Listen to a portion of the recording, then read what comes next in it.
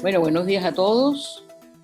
Hoy vamos a movernos dentro de unas experiencias arquetipales de algunos aspectos de lo femenino. En este momento, la femme fatale y la maldad femenina. Esto en razón de que la vez anterior hicimos un cineforo de la película Cruella y bueno, quería hacer también algunas diferencias de estas mujeres eh, y de los elementos que, ya va, ajá, y de los elementos que las diferencian entre sí, ¿no? La femme fatale es una mujer peligrosamente atractiva y amenazadoramente sexual. Es la seducción lo que la mueve.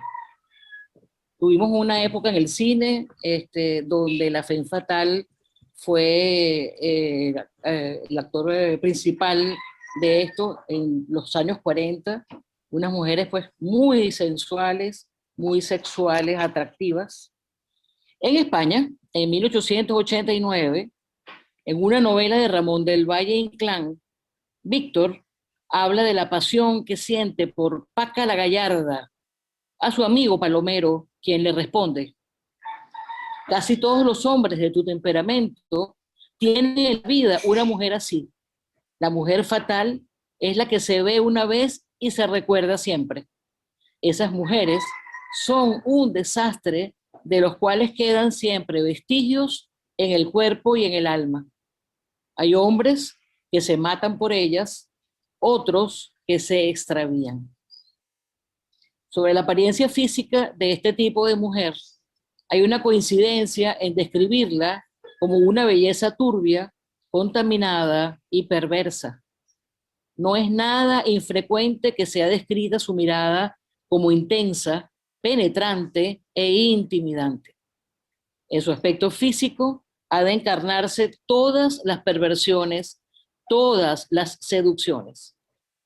Entre sus rasgos psicológicos destacan su capacidad de dominio, poder, tentación al mal y su frialdad que no le impedirá poseer una fuerte sexualidad, en muchas ocasiones lujuriosa y felina, es decir, animal, pudiendo llegar a destructiva maldad y crueldad. Su belleza es disoluta, imperiosa y letal, provocando el deseo. Significa asumir la experiencia, que es difícil porque es transgredir a nivel individual y colectivo los conceptos de feminidad, de la religión y de la cultura. Ánima, lo femenino, la feminidad, es una imagen arquetipal de una naturaleza femenina en el inconsciente del hombre y esencial en el de la mujer. Recordemos que ánima tiene un aspecto de animus, lo masculino, y en el varón es el animus, la masculinidad, tiene un aspecto femenino, ánima. El arquetipo ánima encarna una dualidad madre-ánima. La madre como personificación de la vida y de lo eternamente dado, es decir, del alma, del inconsciente arquetípico, constituye una presencia envolvente y misteriosa, plenitud inagotable de posibilidades, lugar de transformaciones, matriz de símbolos y unión de opuestos. Son tres los aspectos esenciales de la madre según Jung: bondad protectora, su emocionalidad orgiástica y su oscuridad inframundana. De aquí se van a desprender muchos aspectos también de lo oscuro materno que tiene pues origen en estos tres elementos. El aspecto ánima es seductora y perturbadora, es irracional, de gran fuerza y poder por su seducción. Es salvaje, sensorial, magnánima y cruel. Su crueldad, como la naturaleza, deja a un lado todo lo que ha servido a su propósito en cuanto ya no lo necesita. Dice Jung, ella misma, como perturbadora, es afectada por la perturbación. Como transformadora, es transformada.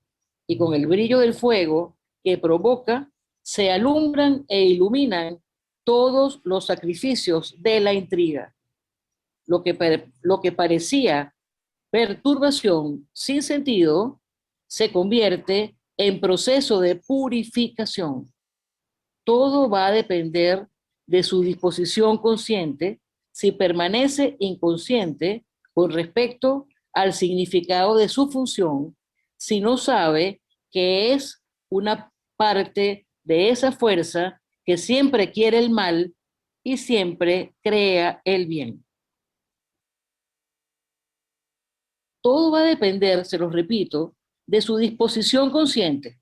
Si permanece inconsciente con respecto al significado de su función, si no sabe que es una parte de esa fuerza que siempre quiere el mal y siempre crea el bien, también ella sucumbe herida por la espada que ella misma lleva.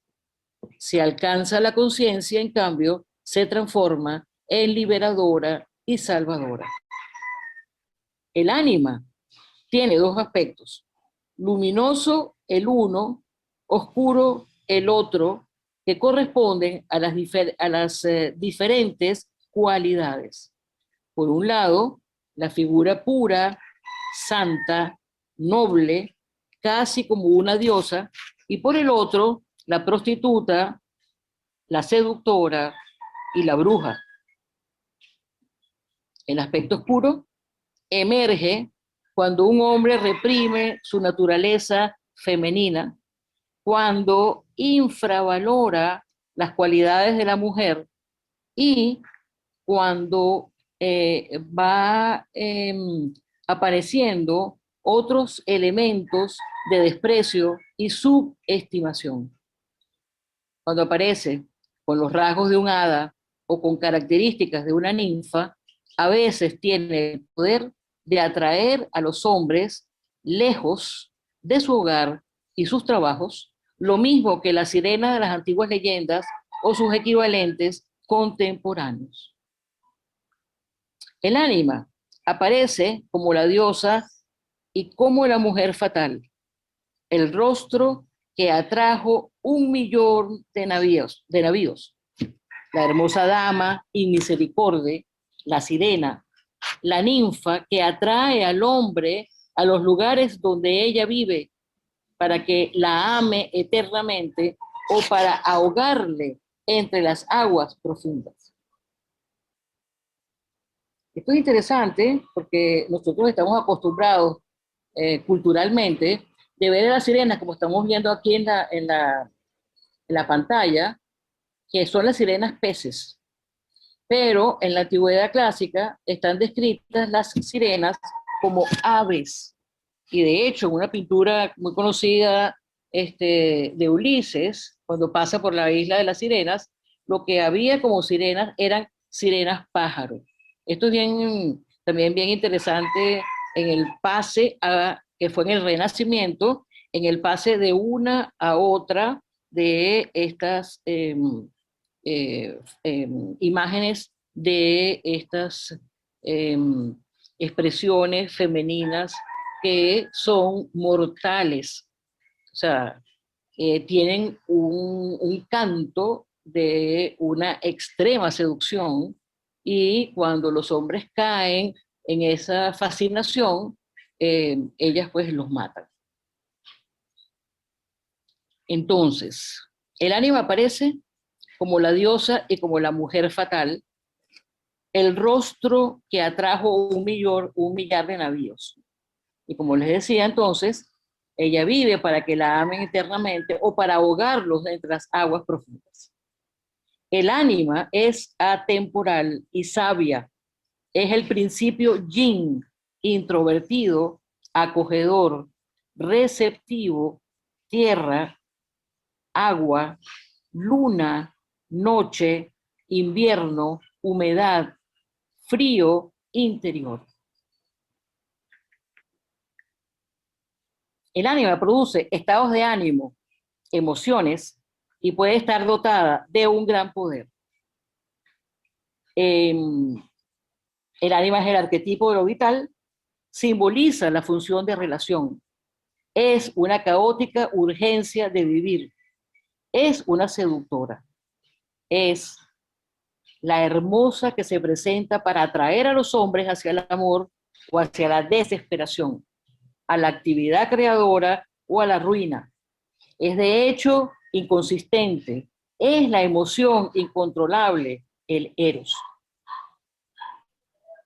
Nosotros vimos una película hace años que fue muy vista por acá, la psicología junguiana, porque tenía muchos elementos que podíamos extendernos en ellos, que se llamaba Damage, ¿sí? Y cómo este hombre, un prelado inglés, etcétera, pues la masculinidad en todos sus aspectos, solar, fue tomado por una fe fatal, pues, por una niña, una mujer, pues que se iba, la novia pues de su hijo, y se acabó el mundo para él. Lo único que había para él era el amor apasionado que él tenía por ella, pero ella, como buena fe fatal que vamos a ver ahora, no le produjo pues la misma emoción. Se las recomiendo, es con Jeremy Irons, vieja, pero buena. El ánima es entonces el arquetipo de lo vital, esto es importante. Es una caótica urgencia de vivir, es una seductora, es la hermosa que se presenta para atraer a los hombres hacia el amor o hacia la desesperación. Nos puede llevar a la ruina. Es de hecho inconsistente, es la emoción incontrolable, el eros.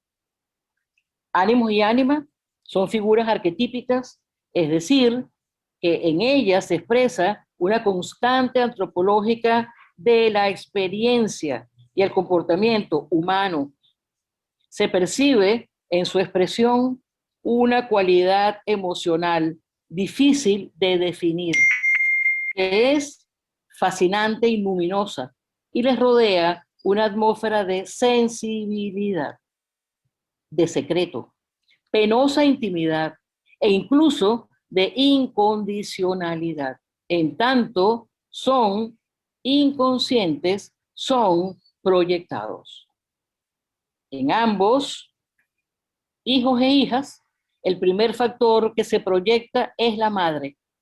Son posibles las proyecciones tanto en la madre como en el padre, porque todos nosotros llevamos en nuestra alma imágenes del padre, el hermano, el hijo, el amante, el Dios celestial, el Dios tónico, e imágenes de la madre, la hermana, la hija, la amante y la diosa celestial y tónica.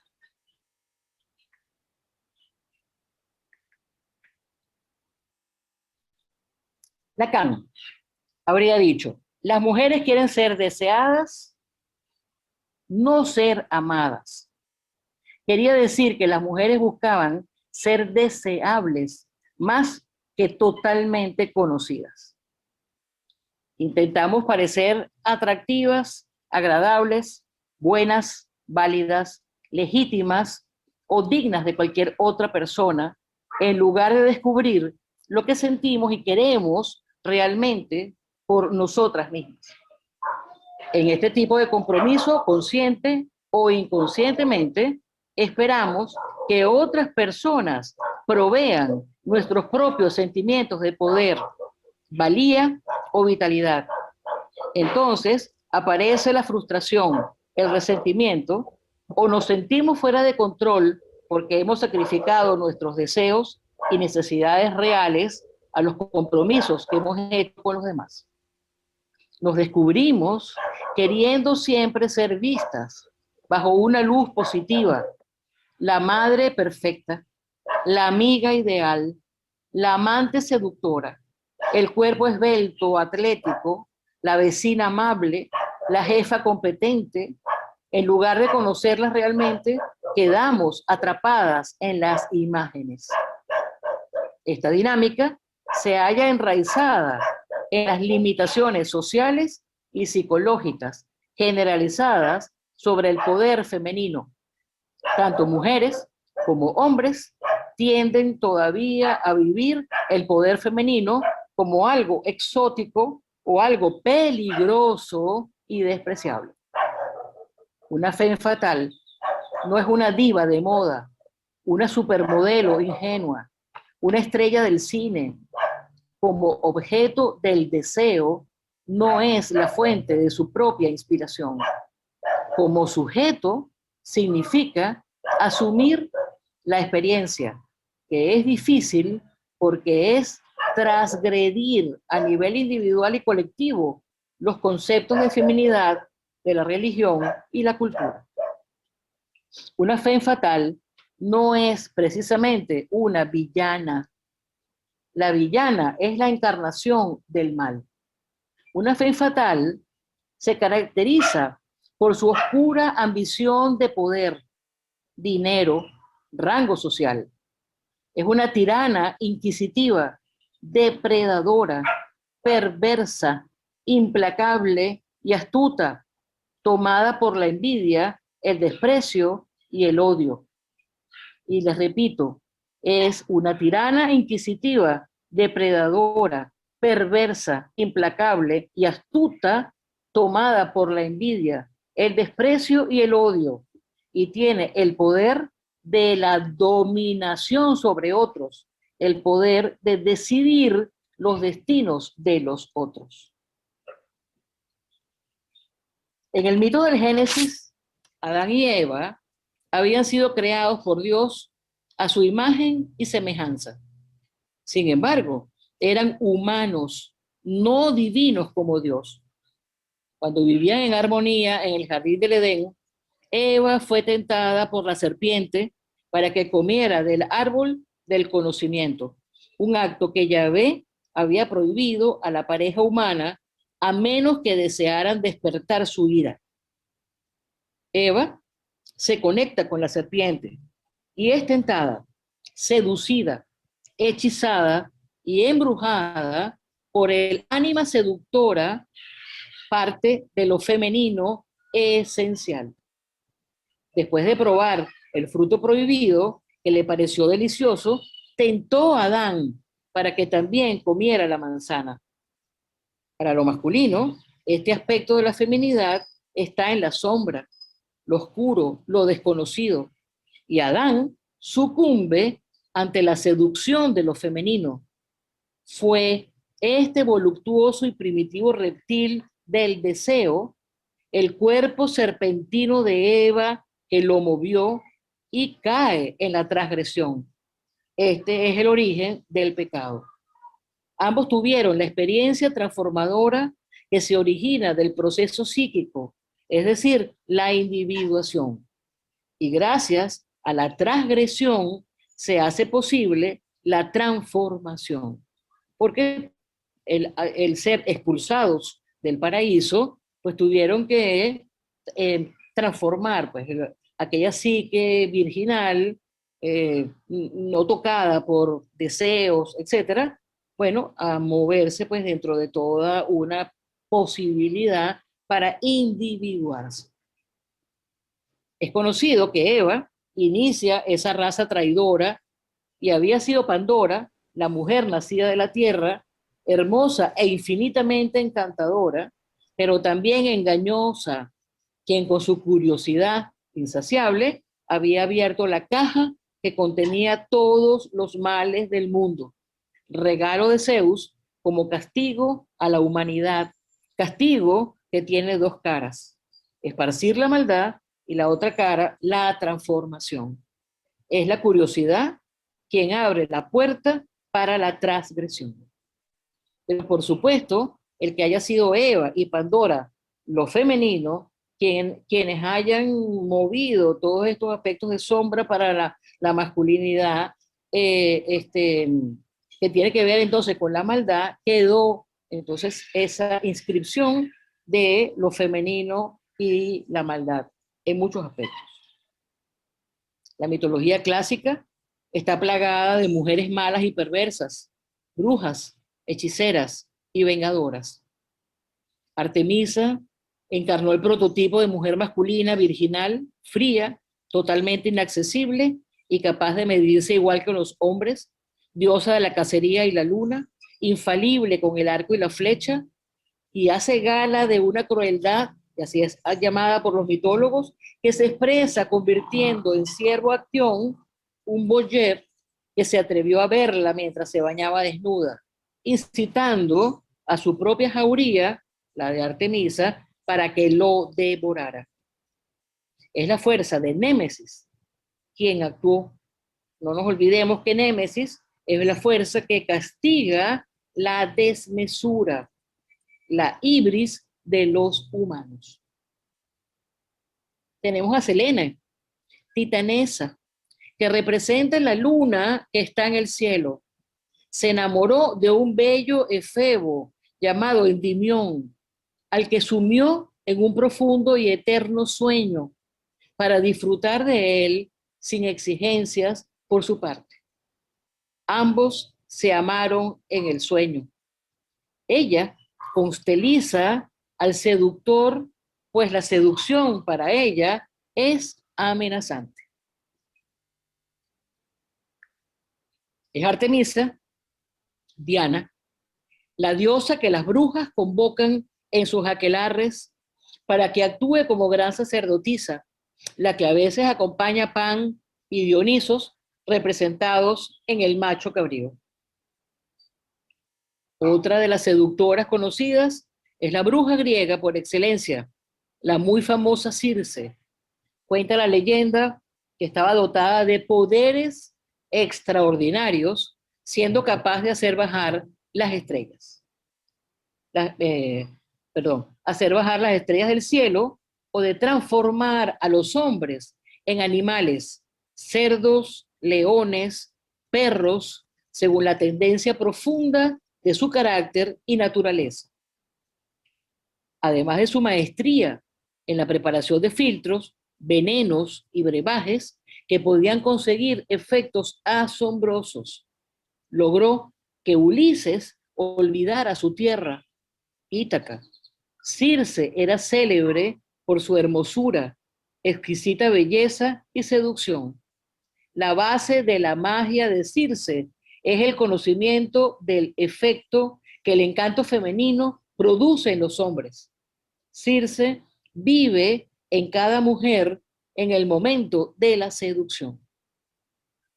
La imagen de la mujer como una figura demoníaca da al hombre un tinte de eros tónico que significa del inframundo en toda su fuerza de poder irracional, ardientemente gratificante y terrible a la vez.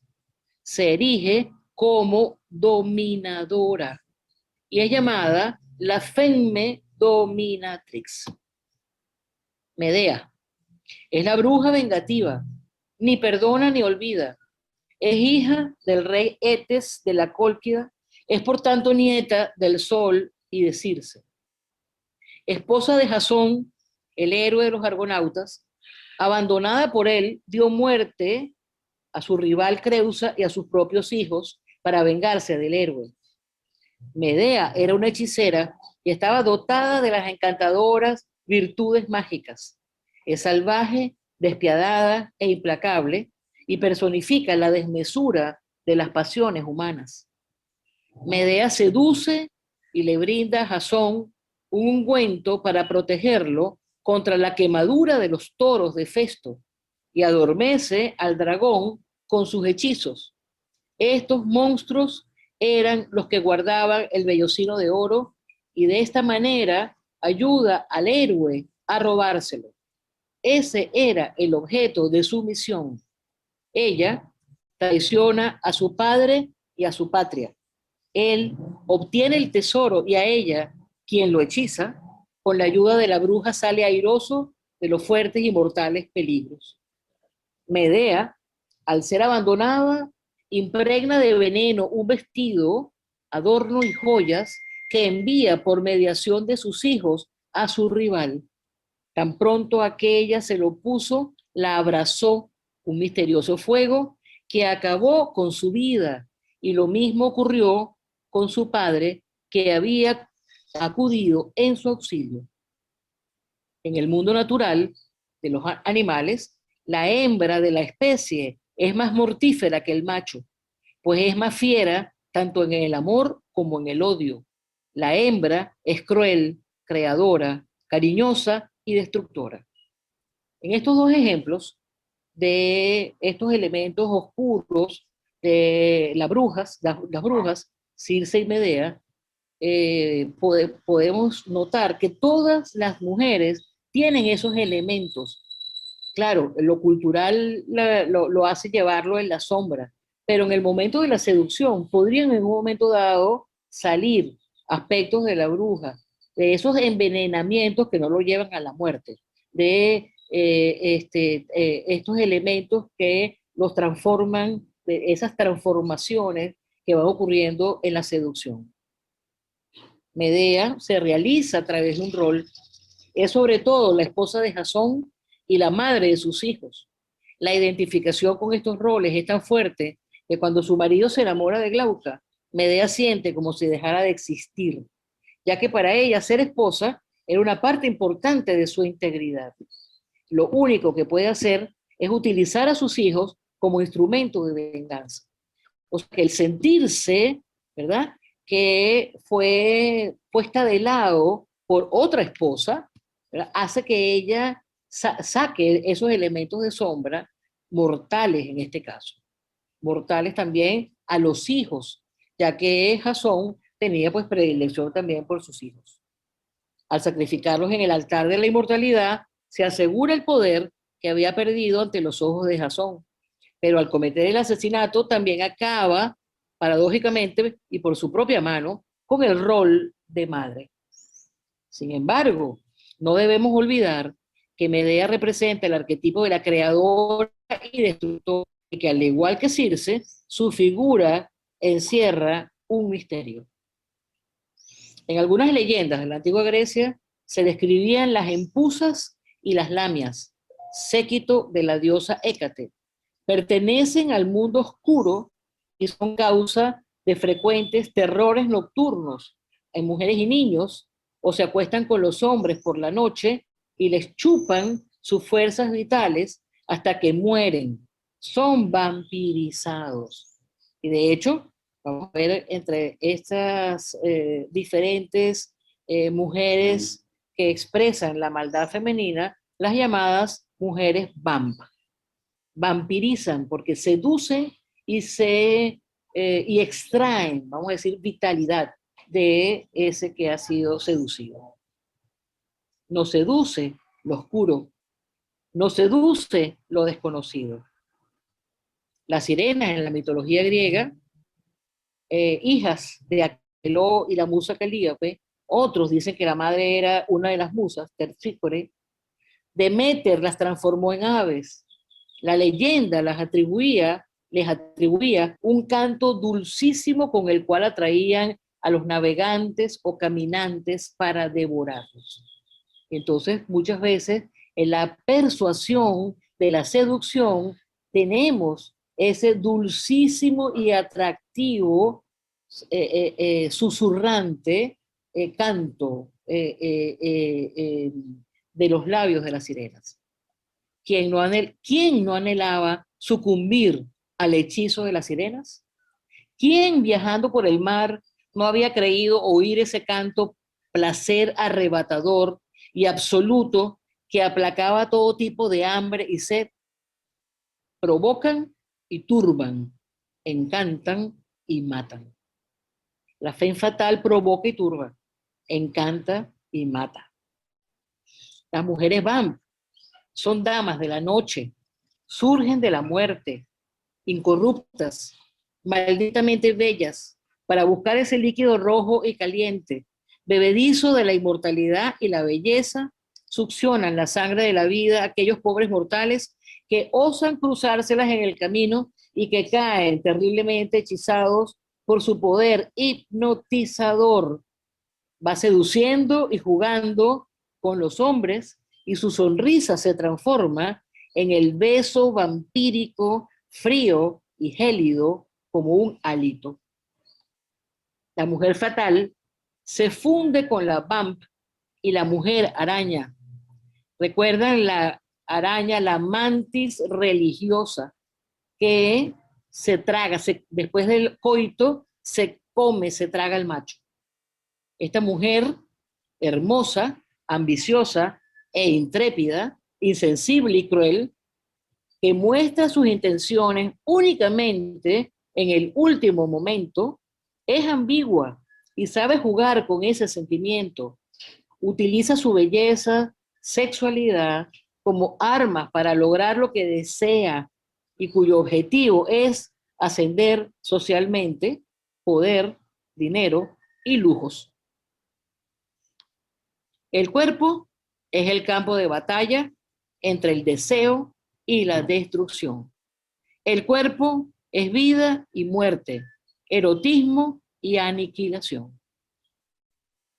Entre los límites de los 9 y los 14 años surgen doncellas que revelan a ciertos viajeros embrujados, 2 o más veces mayores que ellas, su verdadera naturaleza, no humanas, sino ninfica, o sea, demoníaca.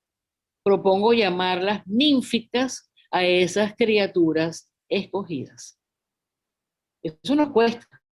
Estas chicas, entre estos años que son prácticamente púberes, tengan todas estas posibilidades de seducción, como que si fuesen de mayor edad, porque ánima, lo femenino, es seductor per se, es seductor esencialmente.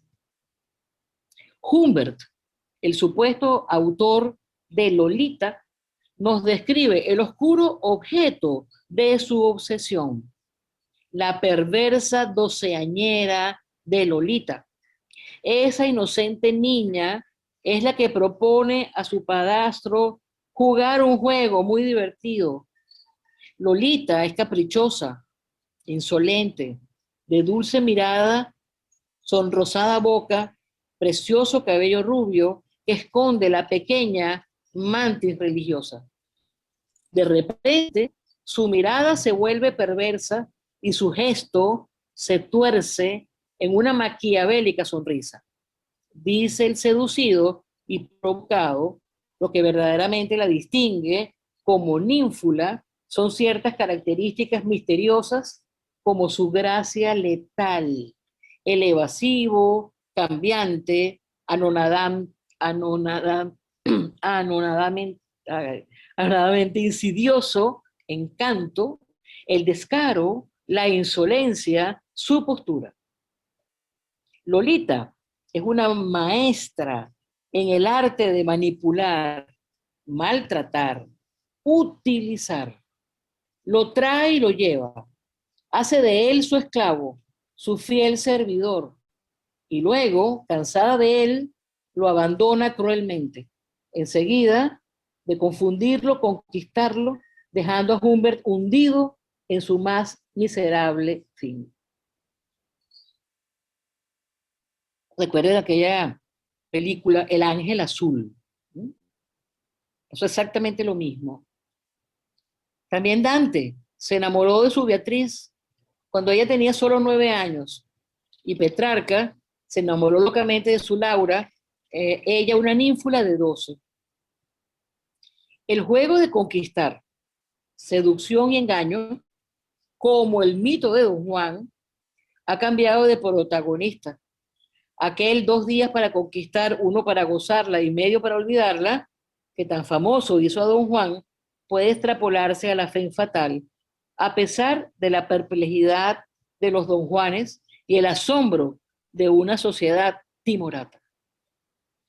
Aunque la sociedad ha sufrido cambios, no da prioridad absoluta al papel sumiso de la mujer en una relación.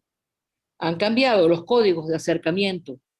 El hombre duro, independiente, ambivalente, respeto y amor, encuentra su equivalente femenina en la mantis religiosa, la mujer fatal, la que pone todo su arte de seducción y hechizos, la que es amenazadora e inquietante en la conquista, pero la exaltación de sus sentimientos dura solo hasta que consigue herirle de muerte.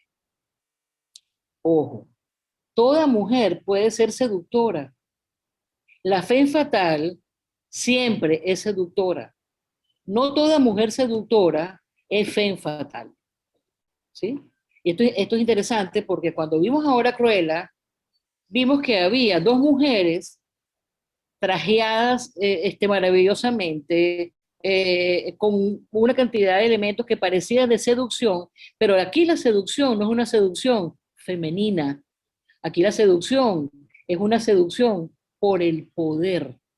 Y eso fue una de las cosas que pudimos trabajar en esta película de Cruella.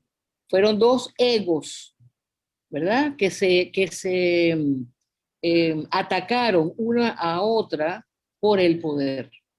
Esto es totalmente diferente a una femme fatal. La femme fatal siempre termina y cansada de todos, sin sentir culpa alguna por dejarlos. La femme fatal seduce, pero para ella lo más importante es lograr la seducción. Para ella lo más importante es el cortejo. Ahí no hay el eros, el que pasa con el otro. Aquí lo que hay es un eros narcisístico que pasa conmigo y cuánto estoy logrando para tener lo que quiero. Cuando el hombre, entonces ya seducido, totalmente erotizado, que ama, está dispuesto a todo y le dice incluso ya me voy a divorciar de mi esposa para estar contigo toda la vida, ella le dice yo no te he pedido nunca eso no me interesa. Y al no interesarle pues cae completamente ese cortejo de seducción. Y ahí, bueno, como se ha descrito en la biografía de muchas divas, ya viene pues el otro, next, próximo, ¿sí? Ya no me interesa más porque ya la seducción pasó pues a esposa, madre o cualquiera de estas otras situaciones, ¿no? Usa a los hombres como objetos de su seducción. Como le decía, primero seduce y luego mata. Es encantadora, sensual, descarada y magnética. Dentro de este tipo de mujeres están las viudas negras, las mujeres arañas, que atrapan a los hombres en su tela pacientemente tejida y se deshacen de ellos cuando ya han obtenido dinero o cuando han logrado que sucumban a la seducción o en muchos casos cuando han logrado despojarlos de su dignidad. Eva, con su caudal de erotismo y poder letal, Eva, ¿no? La de Adán, se transmuta en Lilith. Lilith es la primera esposa de Adán. Para muchos que me están oyendo, creíamos que la primera esposa de Adán era Eva, pero no, era Lilith, y eso lo sabemos por otros escritos que no son solamente los bíblicos. En la Biblia no aparece Lilith, sino pues en la cábala judaica y otros. Decimos entonces que esa Lilith, primera esposa de Adán, por una situación que ya vamos a describir, luego se hace la mujer de Asmodeo, el rey de los demonios, que se expresa con un erotismo extravagante y diabólico. La tradición judía cuenta que Lilith fue la primera mujer de Adán. Yahvé la creó del mismo barro con el que creó Adán. Le indignaba que la obligara a hacer el amor siempre debajo de él, pues consideraban que dicha postura era humillante y reclamaba los mismos derechos que el varón. Si estamos hechos de la misma tierra, del mismo barro, a diferencia de la costilla en las otras escrituras. Adán se atrevió a forzarla, Lilith sedujo a Yahvé y lo condujo a revelarle su nombre sagrado. Y Lilith, pronunciándolo, voló lejos del Edén y de Adán para siempre. Lilith fue la primera mujer y la primera feminista de la creación. Sus moderadas reivindicaciones inadmisibles para un Dios patriarcal como Yahvé le valieron el horrendo castigo de padecer la muerte de 100 de sus hijos cada día. Y Yahvé la convirtió en una demonia temida que mataba a los niños recién nacidos. Es un arquetipo que encarna la sexualidad profunda y el lado salvaje de la mujer. Un demonio nocturno, la pasión de la noche, ángel exterminador de parturientas, asesina de recién nacidos, seductora de los durmientes, una ramera voluntariosa que hace enloquecer a los hombres, los utilizan y los desechan sin piedad. De una poderosa voluntad que no se doblega ante la presión masculina y prefiere la transgresión antes que el vasallaje. Lilith es ímpetu sexual. Como súcubo, se introducía en las alcobas de las doncellas y las instruía e inducía a repudiar a los hombres. Tiene dos aspectos: el de madre terrible, un monstruo caníbal, chupador de sangre, que mata a los niños, y el aspecto de seductora, ¿verdad? Que hemos visto anteriormente. El rol de esta diosa es el de seducir a los hombres, personificado en la diosa babilónica Ishtar, la gran seductora. No es una personalidad clara, es vaga, enigmática. Es la diosa del amor sensual, deseo y seducción. Es la diosa tutelar de las prostitutas, sobre todo las prostitutas del templo, las hieródulas, que sirven su culto, el de la prostitución sagrada. La lucha de poder entre Adán y Lilith es reflejo de la muy antigua lucha entre los sexos, entre la actitud dominante patriarcal del marido y las demandas de independencia e igualdad de su esposa. El movimiento feminista mundial de emancipación tiene uno de sus inicios en este concepto. La mujer moderna y consciente de sí misma intenta, desde que no está arraigada en una tradición hereditaria y por lo tanto no acepta el patriarcado como una forma preordenada de vida, liberarse más del control de su marido y hacerse un ser más independiente y autónomo. Estas son, digamos, las premisas. Pasan otras cosas y nos vamos a entrarle pues al tema de las feministas ahora. Las mujeres, porque no tienen nada que ver ni con la fe fatal, ni con la seducción, ni con nada de esto. Las mujeres que asumían la posición superior o que querían satisfacerse de forma activa, frecuentemente, eran condenadas como antinaturales, cohabitar con un hombre o con otra mujer. Se esperaban que las mujeres estuvieran debajo del hombre y que no controlaran el acto sexual. Y para demostrar su hombría, el hombre tenía que estar encima. Bárbara Kolthoff nos dice que Lilith representa esa cualidad de la mujer que se niega a estar limitada dentro de una relación. Quiere tener libertad de movimiento, reclamando autonomía e independencia.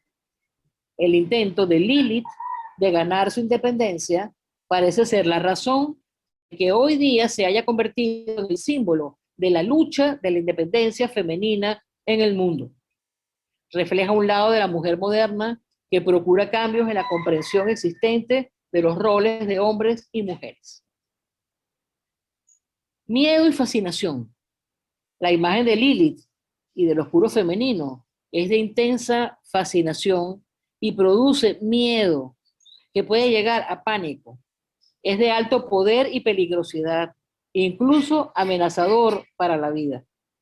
Para un hombre, la sensación de estar amenazado desde afuera o dentro solo desaparece cuando su conciencia egoica es reforzada y ha encontrado madurez masculina y raíces profundas dentro de él.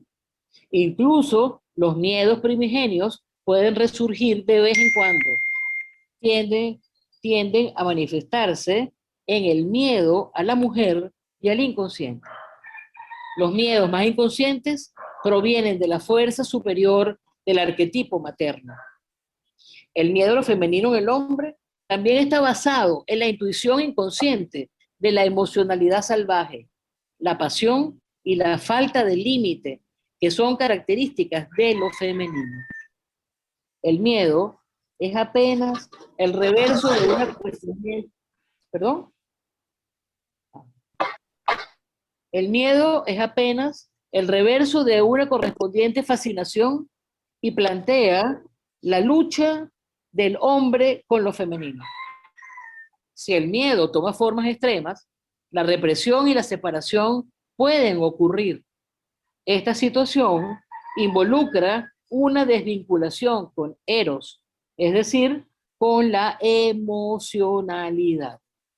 Si el hombre permanece inconsciente en este desarrollo, será poseído por el ánima y caerá víctima de su propia emotividad.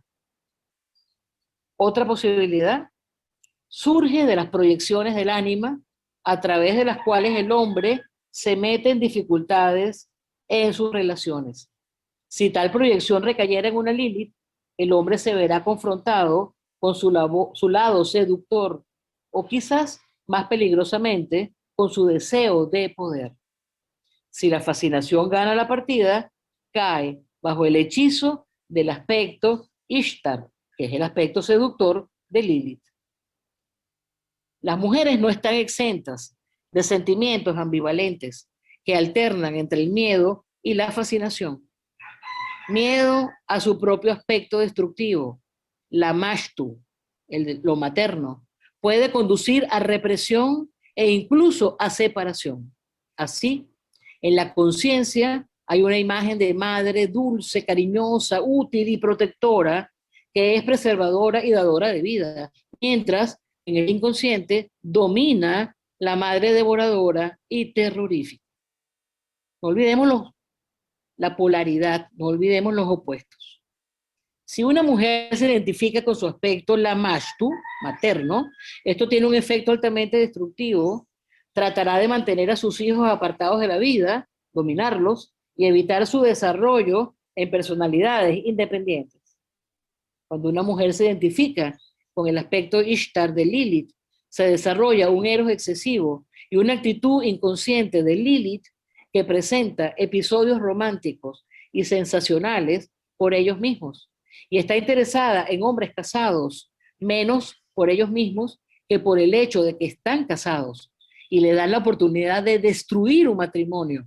Aquí entonces estamos entrando en esos elementos que estamos llamando también la maldad femenina. Cuando la maldad femenina entra dentro de cualquiera de estas situaciones, estamos viendo entonces cómo pasamos a la villanía.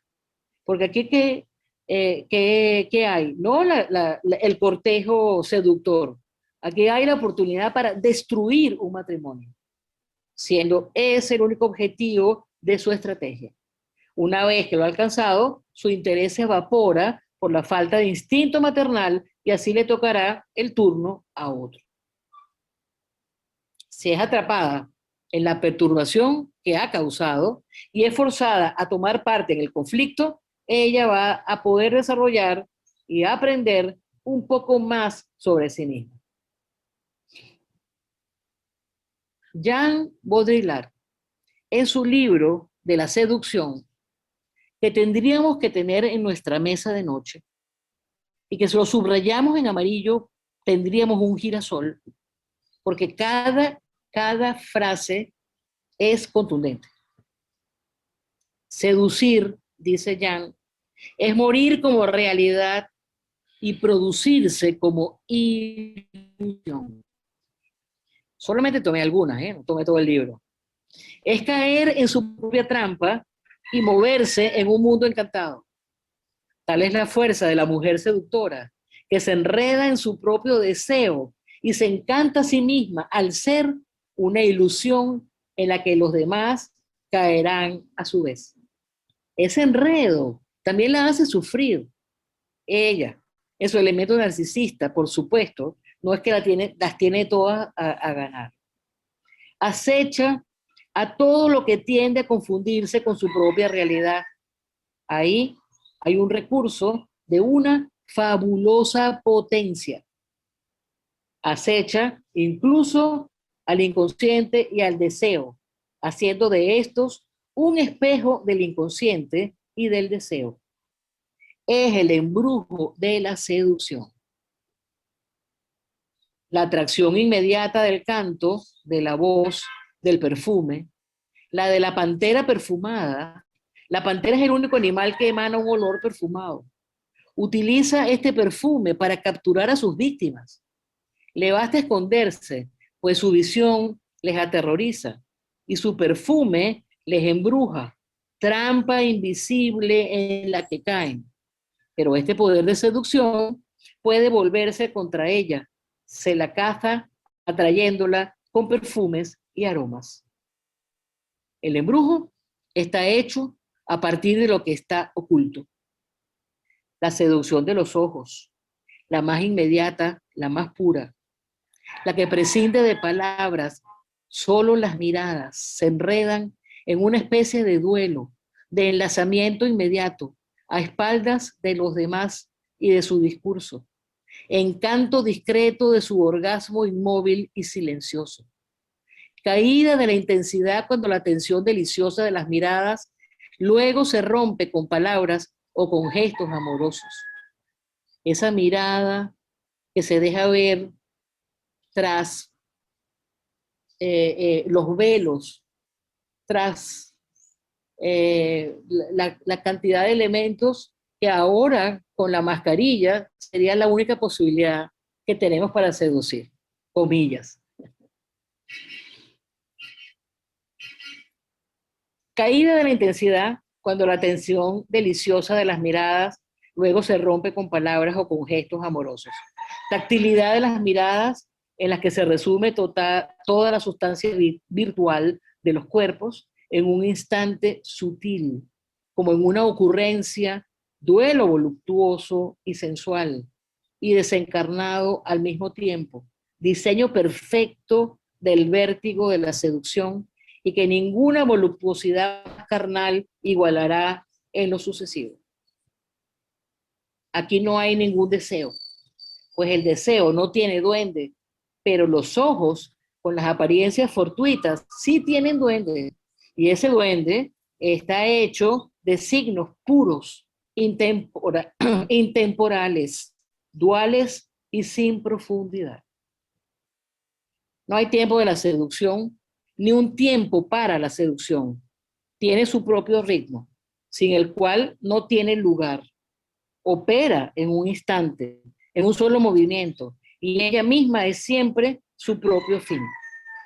Sin duda que el deseo es promotor, pero el momento en que surge ese duende, ¿verdad? De la seducción, es más allá y no se puede controlar. Ser seducido es con mucho la mejor manera de seducir. Igual que no hay activo ni pasivo en la seducción. Tampoco hay sujeto u objeto, interior o exterior.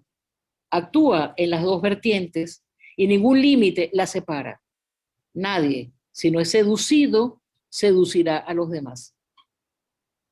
La seducción, al no detenerse nunca en la verdad de los signos, sino en el engaño y el secreto, inaugura un modo de circulación secreta y ritual una especie de iniciación inmediata que solo obedece a sus propias reglas del juego.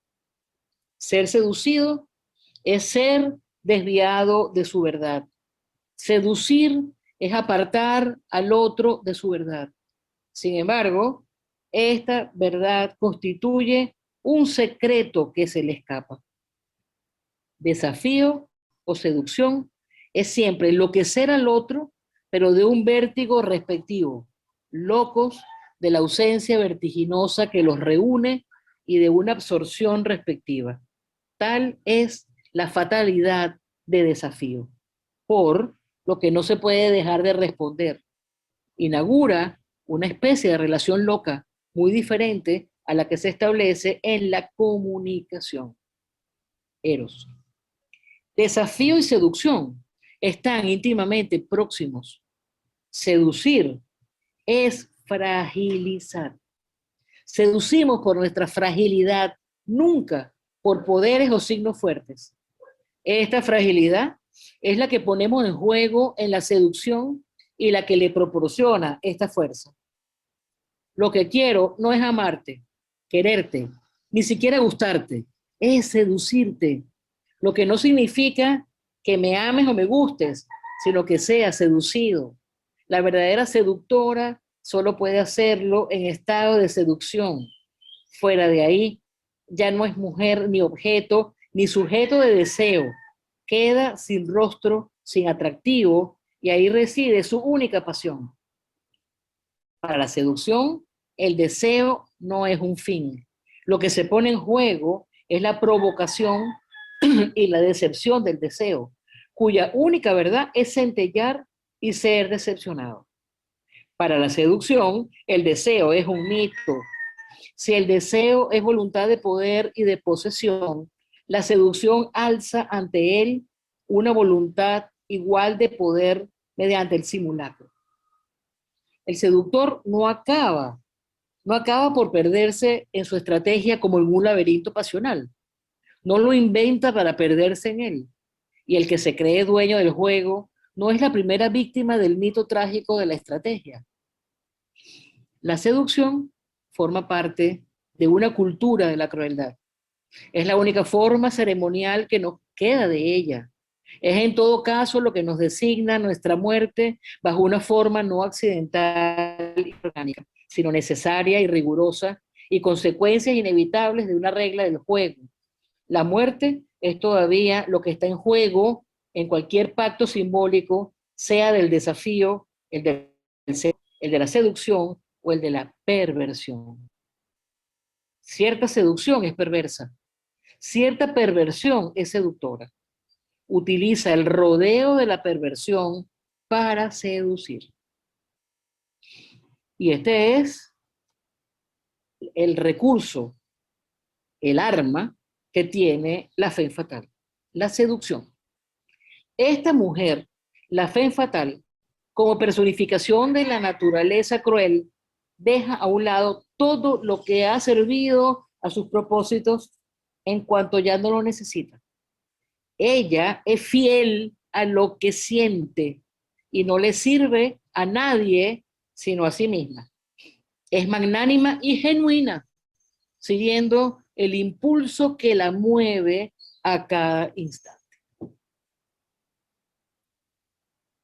Esto lo tenemos que releer, así que los que van a pedir la grabación hay que detenerse porque, bueno, es poner en palabras una situación tan difícil, digo yo, como es esa relación de seducción.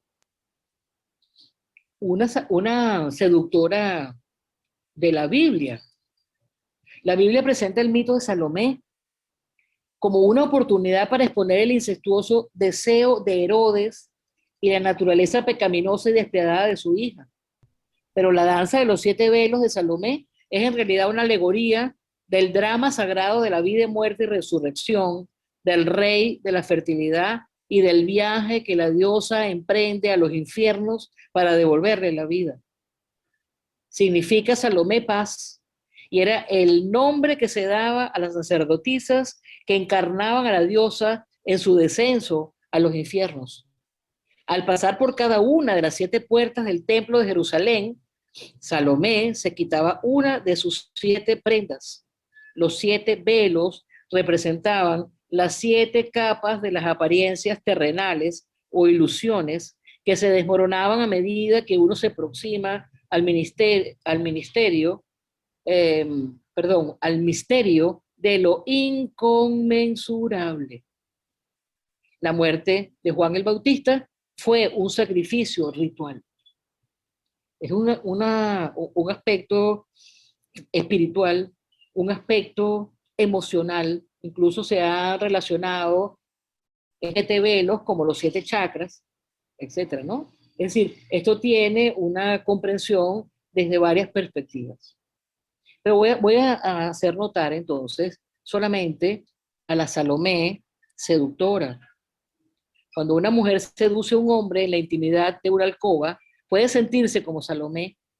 Ambos sienten este momento como una experiencia arquetípica y se registra en su memoria como un poderoso y satisfactorio acontecimiento. Siempre recordamos la primera vez con un amante. En ese momento, el cuerpo y la psique de una mujer se convierten en un medio a través del cual se canalizan fuerzas poderosas. La unión de lo masculino y lo femenino puede considerarse una unión mística, pues es la fusión de 2 contrarios polares. La danza que conduce a esto es una conjunción de energías contrarias tan poderosas como la generación de una gran ola en el mar. Los 2 amantes están íntimamente en armonía uno con otro. Movimientos, olores y miradas reflejan el magnetismo de un lado a otro, de la mujer hacia el hombre y del hombre hacia la mujer, en un crescendo que no puede alcanzarse de otro modo. En el mito, el símbolo de irse despojando de los 7 velos puede contemplarse como una metáfora de la desnudez de los amantes. El momento de la seducción es el momento de la verdad, pues uno se muestra realmente como es. Al desprenderse de la ropa y de los roles terrenales, el amante se entrega a sí mismo con humildad y pureza. No hay manera de ocultarse a los ojos del otro, y la aceptación por parte del compañero de lo que somos es casi un don divino que se busca una y otra vez. La decapitación de Juan el Bautista en el mito es un símbolo poderoso del abandono del plano de la razón y la entrada en el plano sensual. El amante es decapitado por Salomé, pues es siempre la mujer, y esto es una fórmula matemática, quien aparta al hombre de la razón para conducirlo al terreno de la emoción. Por supuesto sabemos, ¿verdad?, que Juan el Bautista tenía pues todas sus creencias y pues podía perder la cabeza, pero no flejar de ellas. La seducción no puede tener lugar si la mente está activa, como sucede en otros momentos al margen del amor. La cabeza de Juan el Bautista, que fue presentada en bandeja de plata. La plata refleja las imágenes y este símbolo mitológico representa la necesidad de convertirse en un espejo de las emociones en el momento de la seducción. Cualquier pensamiento se detiene y solo permanece el testimonio de la percepción sensual. Flaubert relata el baile de Salomé para satisfacer a Herodes, el rey, y su petición, siguiendo las órdenes de su madre Herodías, de la cabeza del encarcelado Juan el Bautista, porque ella, ¿verdad?, fue desechada ante la seducción para con Juan. Flaubert convertía a Herodías en una ambiciosa mujer que lo quiere castigar, pues él le lanza improperios de mujer lujuriosa, hija de Babilonia, en un tono desmesurado de un Orfeo que dejará patente su menosprecio idealista por la avaricia de las Ménades. La obra de Salomé de Oscar Wilde nos la muestra. Juan el Bautista, desprecia e ignora a Salomé. Ellos juegan la dinámica de víctima-victimario. Él es víctima del amor de ella y de sus palabras y se comporta como un verdugo de ella con su posición egoísta, cruel y despiadada. Él tiene una mirada salvaje y es de una virilidad que hace sucumbir y mantiene una posición firme de sus ideales religiosos en un arrebato masoquista de sumisión. Él está encadenado a sus ideales, expresando su rigidez de pensamiento y acción, no pudiendo conectarse con Salomé por presentar un ánima atrofiada, que no admite movimiento y emoción con su fuerte masculinidad. Ella, arrogante, hermosa, encantadora, engañosa, caprichosa, voluptuosa y de reptil deseo, degenerada e insensible, de orgullo exaltado, presentándose con sus pechos, elevándolos agresivamente, es víctima del deseo y se vuelve loca de amor, pues su voluntad no es satisfecha y se hace cruel y amenazante, y ante la frustración de su diversión sale su naturaleza predadora. Ella es pura ánima, sin referencia de logos, lo racional. Tiene un ánimo prácticamente inexistente, lo que hace imposible conectarse con Juan el Bautista, así como Juan, decíamos antes, con un ánima casi inexistente, conecta con ella. Salomé se expresa en varios planos: pasión, deseo, cuerpo, beso, danza, venganza, horror, locura y muerte. Herodías, hambrienta de poder y rabia por las injurias del profeta, es intrigante y su deseo de venganza y muerte lo vive a través de su hija Herodes, promete a Salomé todo lo que ella pida. Salomé se prepara para su danza de los 7 velos, baila para el rey, para Herodes, y realmente lo hace para Juan el Bautista. Su danza primero es lánguida, luego se hace frenética, permanece unos instantes en actitud extática, como una mena de dionisíaca, antes de arrojarse a los pies del tetrarca. Tentadora, implacablemente perversa, la mujer como serpiente con ese poder brutal para conseguir lo que desea, cueste lo que cueste. Una mujer perturbadora, con toda la locura impulsiva de su sexo, abriendo las puertas de lo desconocido del mundo del deseo, con un efecto arrebatador de los sentidos en esa danza. Salomé extraña, delirante, seductora en su danza, arranca un grito de lujuria y concupiscencia del viejo, el rey, con las contorsiones lascivas de su cuerpo, que acaba con la voluntad y domina la mente de un rey con el temblor de su seno, el movimiento de su vientre, las sacudidas de sus muslos. La maldición de la belleza suprema, monstruosa, indiferente, irresponsable, insensible y venenosa. Ciega, ingenuamente carnal, todavía no anhela la cabeza del hombre. Es la madre quien le ha ordenado exigirla. El tetrarca, ebrio de lujuria, pregunta cuál es la recompensa apetecida por la joven. Su respuesta lo aterra: la cabeza de Juan el Bautista sobre una bandeja de plata. La madre aplaude a su hija. Herodes, alucinado, teme que suceda una gran desgracia y estaría dispuesto a concederlo todo, menos la vida de este hombre santo que ha sido tocado por el dedo de Dios. Se desarrolla una lucha cruel, él puede ceder todo, ella reclama salvajemente lo que es suyo, con perfidia y bestial sed de sangre, la cabeza del hombre cumple las órdenes de la luna, de la misma personificación de la lujuria femenina. Vuelve a presentarse obstinada para alcanzar su fin. Lo indomable es como la espada decapitadora. Finalmente Herodes accede. Herodías le arrebata el anillo de la muerte y los hace llegar hasta el verdugo. Al final, le es entregada en bandeja su codiciosa presa y extasiada, hipnotizada, triunfante y enloquecida ante la cabeza decapitada, se entrega a una ceremonia espantosa, una imagen de horror, donde la venganza y la pasión insatisfecha la conducen a un macabro orgasmo sobre los labios exánimes del profeta. Salomé baila, entra en un éxtasis ante la cabeza cercenada y sangrante del Bautista. El misterio del amor es más grande que el misterio de la muerte. Herodes Ve a Salomé iluminada por rayos de luna y mira la escena de horror.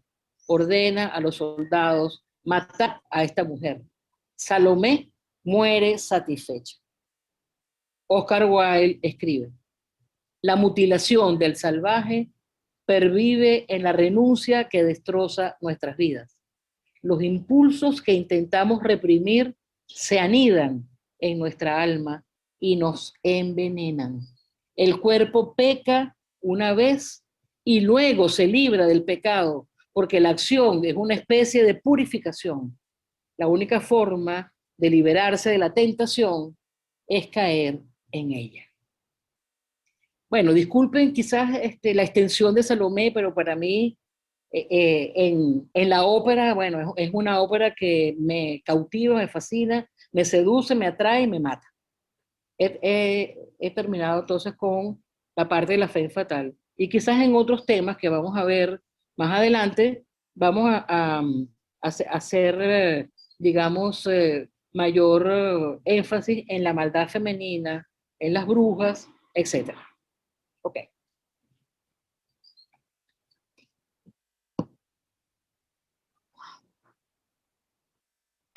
Salomé me mata. Niña, agua, porque estás así como emocionada. Totalmente, totalmente. Se le Totalmente nota, se le nota, se le nota. Bueno, vamos a empezar con el espacio de preguntas y amplificaciones. Recuerden que lo pueden hacer a través de dos vías, escribiendo en el chat "quiero participar", o en el icono de participantes, le dan clic, ahí les aparece la lista de participantes y abajo está la mano azul para levantar la mano. Ya en el chat colocaron el nombre del texto de Jean Baudrillard sobre la seducción. Y ahorita le vamos a dar la palabra a José Luis Ramírez. Muchas gracias, querido David. Magali, excelente como siempre. Lo único que lamento es que esto no fuera cada semana, estos talleres tuyos que de verdad son maravillosos. Un saludo especial a todo el grupo Psicopompo. Mueves muchas cosas, Magali, con este tipo de presentaciones.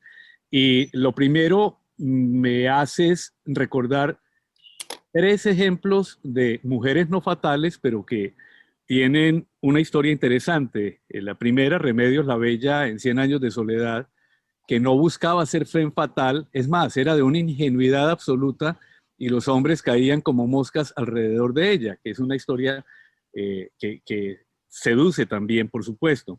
La otra, la de Gabriela, de Jorge Amado, en Gabriela, Clavo y Canela, que era también una mujer maravillosa que exhalaba sexualidad en cada uno de sus actos, pero era como una niña y de hecho traiciona a quien es su pareja, pero lo hace también como un juego. Entonces, simplemente para decir 2 cosas que no son, pero me trajiste a la mente eso. Y una tercera que es curiosa, Magali, porque tampoco sería, pero tiene que ver con la historia de Salomé.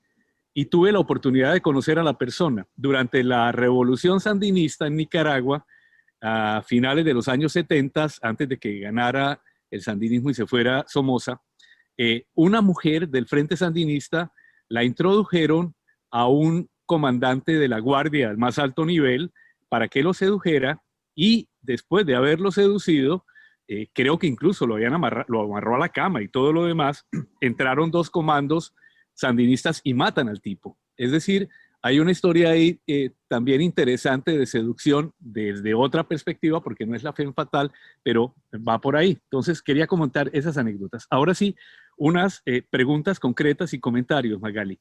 El primero, la figura de Lilith es maravillosa. La primera persona a la que le voy a hablar de Lilith fue a ti, y a mí me ha llamado mucho la atención y me ha seducido mucho. En la femme fatal, esa parte de Lilith que puede existir en un momento determinado, ¿qué tanto, Magali, es una reivindicación de la feminidad, de lo femenino, de la lucha feminista? Segundo, en el caso de Salomé queda clarísimo que ante un rechazo evidente de Juan Bautista, como tú lo dices, porque no tenía el suficiente ánima para entender y para aceptar estos elementos, tiene el rechazo y la reacción de ella es una suerte venganza frente a ese hecho. Incluso no sé si decir que Juan Bautista era muy apolíneo en este caso, y cómo reaccionaría un arquetipo apolíneo frente a esa femme fatal. Y por último, hasta dónde esa reacción va un poco vinculado a la pregunta de Lilith. Esa actitud femme fatal, Magali, tiene que ver con una suerte de defensa o venganza de una sociedad esencialmente patriarcal y machista. Entonces, se me ocurren todas esas cosas, perdona lo desordenado, pero muchísimas gracias de nuevo. Mira, lo que yo veo es que esta es una mirada totalmente pues, aceptada, masculina, viendo a una femme fatal como una venganza. ¿Okay? Yo creo que cuando uno lee el concepto de ánima, ¿sí? Y después cuando también desarrollamos la mirada, la mujer esencialmente es seductora. Entonces, cuando tenemos nosotros una femme fatal que se mueve desde la seducción, para ella, y lo dijimos, el cortejo es lo más importante. No quiero vengarme del hombre. O sea, el cortejo es para mí, yo femme fatal, lo que me mueve, el cortejo, la seducción. Entonces, esa sería una mirada femenina de la femme fatal, y la otra mirada masculina es como que me voy a vengar de este hombre, pobre hombre que cayó en las redes de la seducción y ahora lo mata es porque, mira, ya no me interesas. Cuando ya no me interesa porque no se está dando la seducción, sobre todo cuando el hombre ya decide, mira, yo me voy a divorciar de mi esposa.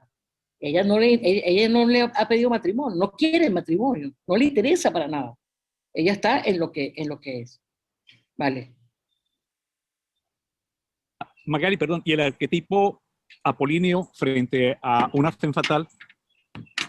Bueno, fíjate, lo que vimos en Lolita, ¿verdad? En El Ángel Azul, cuando aquella niña seduce al profesor, que era muy apolíneo, ¿sí? Por supuesto, lo apolíneo cae mucho más fácilmente porque no tiene todos los elementos de lo femenino. Lo apolíneo es elementos arquetipales de Apolo que son muy masculinos, el logos, la comprensión, la perfección y para ustedes contar. Entonces, por supuesto, es una presa fácil para el encantamiento. Vale.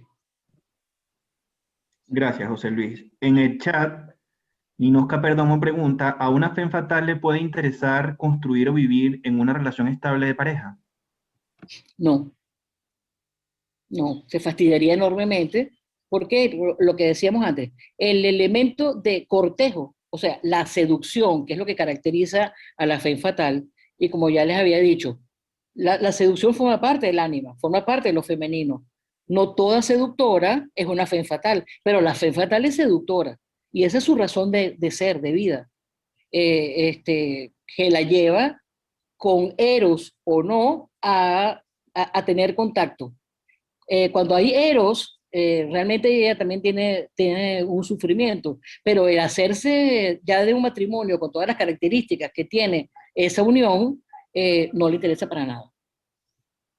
Ahora, claro, yo estoy hablando en términos extremos. Habrán mujeres muy seductoras que sí le interesa el matrimonio, ¿ok? Habría que ver cuánto de femme fatal y cuánto de mujeres muy, muy seductoras que existen, ¿no?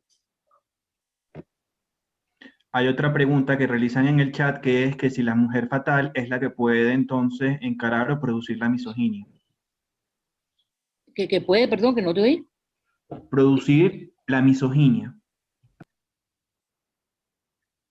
Yo creo que la misoginia tiene orígenes en, en leyendas, así como la de Adán y Eva, la de Lilith y muchas otras, donde ya está expresándose, vamos a decir, el miedo a la mujer es pecado, todo lo que ocurre con esto está dentro del oscuro, y entonces, por supuesto, la mujer es el elemento pues, que tenemos que rechazar, etcétera. Yo no creo, o sea, la fe fatal es un aspecto que pudiera entonces el hombre por reacción y quizás entonces hasta venganza con el género, expresar la misoginia. Pero no diría que es producto de la fe fatal. ¿Sí? Ok, perfecto. Sí, las personas que deseen la grabación de esta conferencia la pueden solicitar a partir de mañana al correo de Magali, ¿ok? Tiene la palabra Isabel Rodríguez. Hola Magali. Bueno, ¿No? esta es una conferencia que uno no se puede mover, tiene que estar ahí pendiente. Yo empecé a tomar notas, pero que va, imposible. Sin embargo, tengo algunas preguntas, ¿no? Me llama la atención que tú hables de Eva y su cuerpo serpentino cuando ella fue seducida o sedujo a la serpiente. Entonces, eso me llamó la atención, me hizo clic. Me gustaría que me lo aclararas, por favor.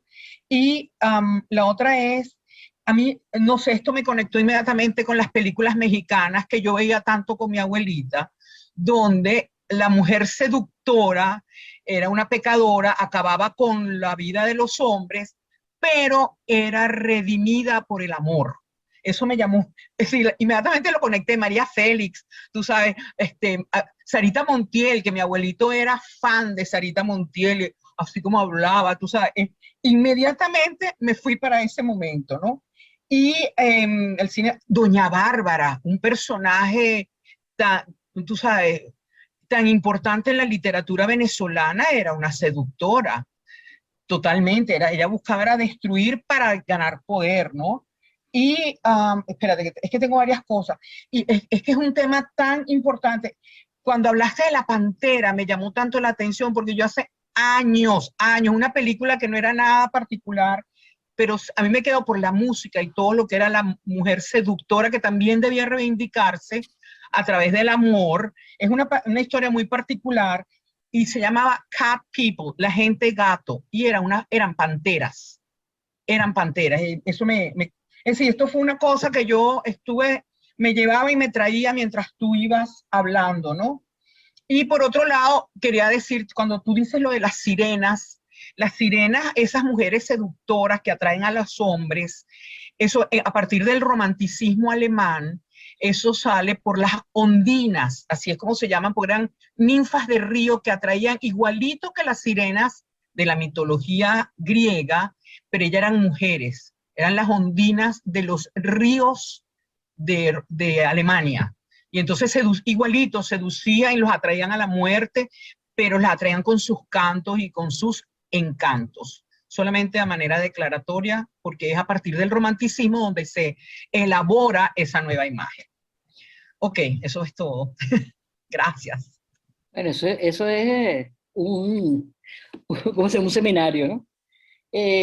Fíjate, la forma serpenteante que, ¿cómo se llama? Que exponías, la, vamos a ponerlo de esta manera, la sombra de Eva, ¿ok? Esa es como la serpiente. Es decir, en el momento en que ella se ve con la serpiente, es como una imagen especular. Lo que se ha proyectado en la serpiente es su serpiente. ¿Sí? Entonces, eso podríamos explicarlo por allí. Ese cuerpo serpenteante, la serpiente, entonces, es relacionada allí con lo femenino. La serpiente es mortal. Entonces, empieza todos esos elementos de lo mítico a tejerse para entonces empezar a hablar de lo mortal, ¿cómo se llama? Lo oscuro, lo pecaminoso, etcétera, de la mujer. Eh, Luego, entonces, bueno, por ejemplo, es importante eh, poder diferenciar lo que es una femme fatal de lo que es una mujer seductora. La femme fatal mata a al que fue cortejado cuando lo desecha. Entre tanto, ella no mata, ¿sí? más bien es todo ese cortejo que describimos seductor. Doña Bárbara, no estoy de acuerdo contigo, de que es una femme fatal. Lo que sí es una mujer muy seductora, una mujer muy poderosa y que mata a fulano y a sultano y a perencejo y bueno, ¿sí? No es así María Félix, ¿sí? O sea, María Félix es una seductora. Y cuando se cansaba ella, mandaba al señor al mismísimo carrizo. Ujú. Entonces, bueno, por supuesto, sí, exacto. Pues, aquí estoy en casa de una amiga y dice Agustín Lara fue pues uno de ellos, pues, ¿no? Por supuesto. Pero es que fueron muchos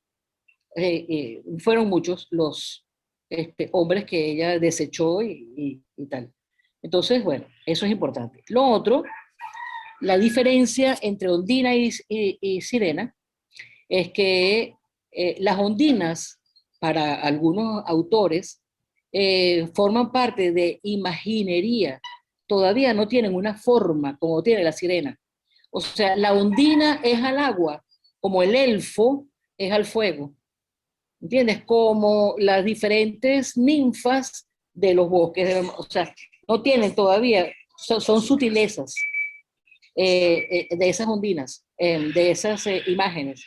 En tanto que la sirena ya es una forma que primero, como les decía, fue ave y que justamente con el romanticismo alemán pasan a ser peces. Por ahí, en relación a los mitos, pues, ¿no? Lo que hablan algunos mitos. Me faltó una cosita yo escribí todo. Ajá. ¿Qué pasa con la seductora y la femme fatal cuando los años hacen estragos en ellas? Bueno, ahí hay un sufrimiento, porque lo que mueve a la femme fatal en su vida es la seducción. Y por supuesto, con los estados de la edad, como dices tú, bueno, se pierde. Aunque hay unas mujeres ochentosas que te digo que arrasan. Pero bueno, en general, por supuesto, no tienen la misma movilidad en una señora muy mayor que pues en una joven seductora bueno, que encanta pues a los hombres, ¿no? Pero la seducción es psíquica y lo otro corporal, por supuesto que está presente en esta primera etapa de la vida, pero hay mujeres muy viejas, muy seductoras. Incluso, ¿cómo que se llama? La duquesa de Alba. Se casó con un jovencillo. Y la duquesa de Alba, bueno, tenía lo suyo, de seducción. No solamente que él podía querer el lujo, el dinero, etcétera, etcétera, ¿no? O sea, hay mujeres pues que bueno, son muy seductoras, pero que no necesariamente son, como les decía, femme fatal. Y eso es importante, la diferencia. A lo mejor la duquesa de Alba era seductora, no era una femme fatal. Ok. Gracias, Isabel. Gracias. Tiene la palabra ahorita Anicia Casanova. Sí, todas las divas del 40. Hola Diga. de nuevo, Adelante, Anicia. hola de nuevo, Magali, saludos a todos. Magali, una pregunta. Mirar estos aspectos de lo femenino, algunos de mayor connotación negativa que otros, o no sé realmente si eso es así. Al fin y al cabo, estas son fuerzas vivas que tenemos todos, en algunos de forma predominante, en otros con menos intensidad. Es decir, cómo relacionarse con eso y si realmente tiene una connotación tan negativa la femme fatal o si uno se puede relacionar con eso de otra manera, no sé, pregunto, y cuáles son los aspectos positivos y al fin y al cabo, si son fuerzas vivas, ¿cuál es la función, pues, en nosotros? Esa era la pregunta. Ok. Yo te diría que yo no le daría una connotación negativa, ¿sí? O sea, dentro de lo femenino hay elementos que tú puedes llamar luminosos y oscuros, pero no positivos y negativos.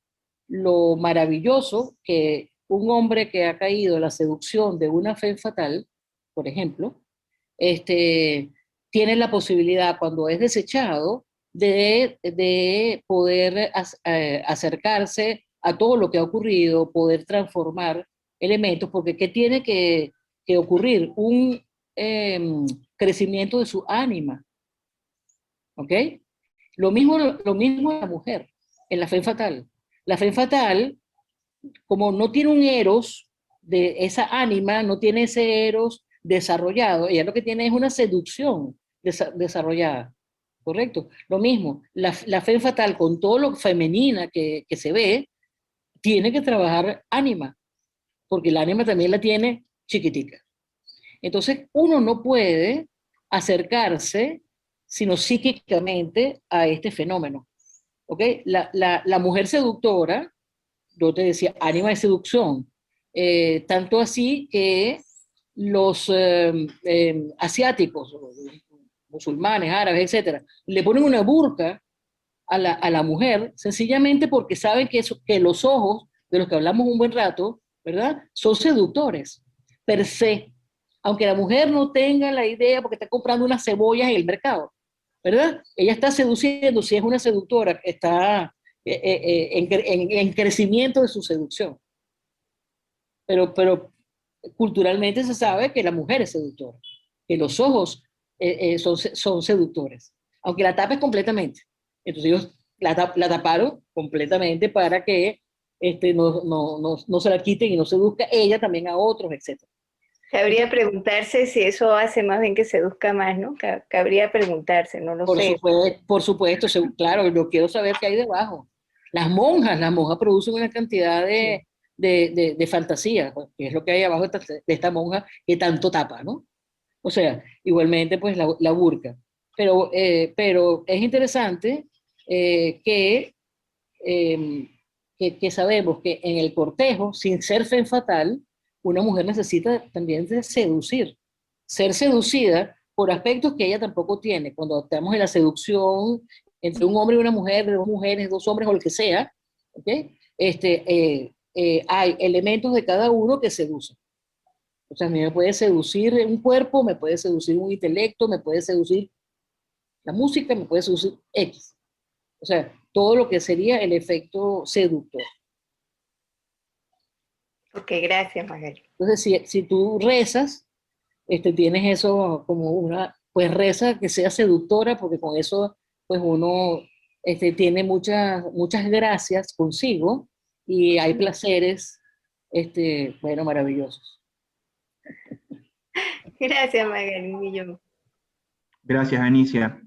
Otra pregunta en el chat dice, ¿dónde podríamos ubicar a la Mata Hari en el contexto Femme Fatale cuando había un tema ideológico de por medio? La trajo, a esta Mata Hari, la trajo José Luis con los sandinistas, ¿no?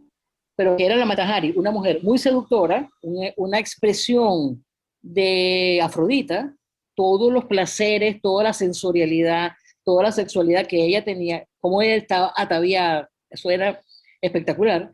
Y entonces, ¿qué pasa? Ella seducía a los generales y justamente en el momento máximo pues del orgasmo, etcétera, ella le sacaba secretos de Estado, ¿ok? Y luego se sacaba pues ¿cómo se llama?